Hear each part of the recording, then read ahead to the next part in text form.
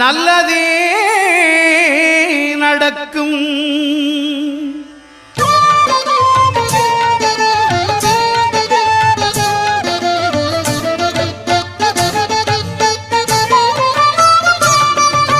9 கோளும் ஒன்றாய் காண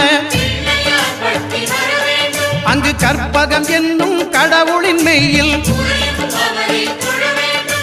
9 கோளும் ஒன்றாய் காண அங்கு கற்பகம் என்னும் கடவுளின் மெய்யில் சூரியன் முதலாய் 9 கிரகமும் பலவித குணங்களை கொண்டிருக்கும். எங்கள் கற்பக தருவில் அவை வரும்போது ஒன்றாய் சேர்ந்து பலனளிக்கும்.